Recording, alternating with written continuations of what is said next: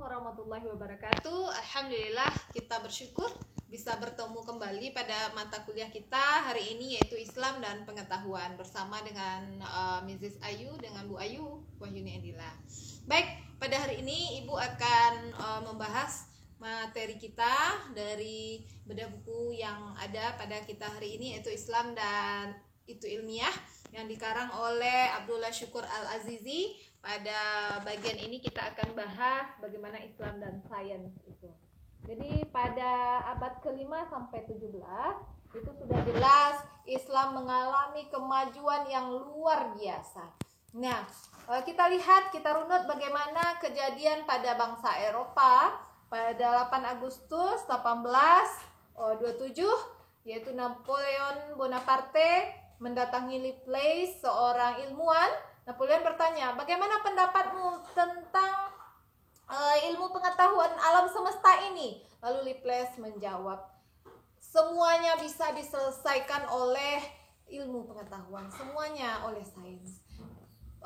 Dia memisahkan antara agama dan sains. Sementara di dalam Islam kita mengetahui Allah Subhanahu wa taala berfirman dalam surat Al-Anbiya ayat 22.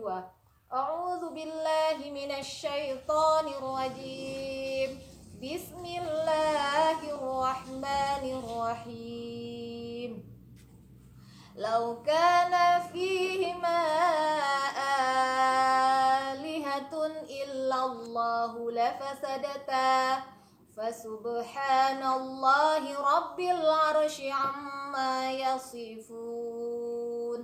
Shadaqallahul azim. Sekiranya ada di langit dan di bumi itu Tuhan-Tuhan selain Allah, tentulah keduanya itu telah rusak binasa.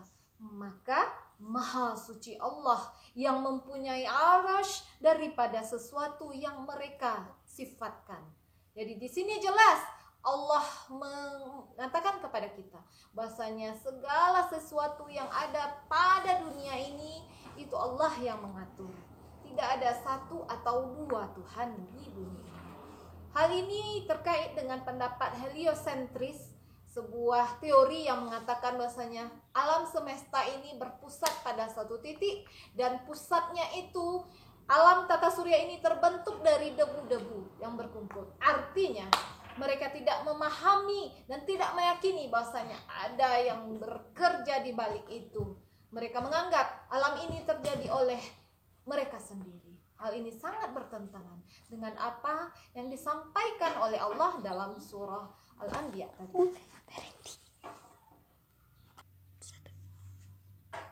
Nah, konsep sains ini harus didasari dulu dengan rasa tauhid yang benar pada diri seorang muslim.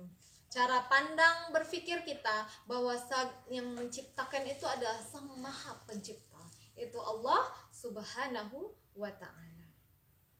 Ketauhidan ini tidak hanya dimiliki oleh seseorang, hanya dipahami, dimengerti, tapi berapresiasi atau terselubung di dalam jiwa dan perbuatan seseorang.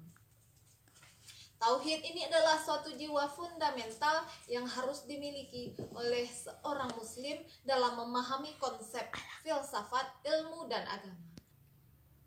Hal ini terdapat di dalam surah Al-Ikhlas ayat 1-4 yang menyebutkan bahwa Allah itu tidak diperanakan dan tidak juga beranak.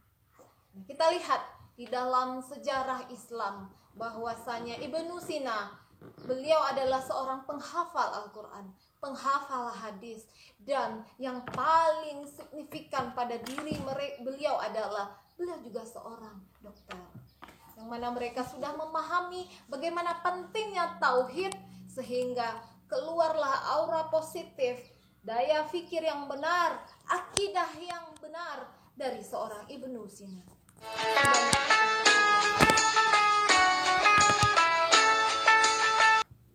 Masih banyak tokoh-tokoh yang lain yang bisa kita lihat dalam kehidupan sehari-hari. Demikianlah 3 dasar tadi yang bisa kita jelaskan antara keseimbangan filsafat, ilmu, dan agama. Tidak ada satupun yang bisa dipisahkan.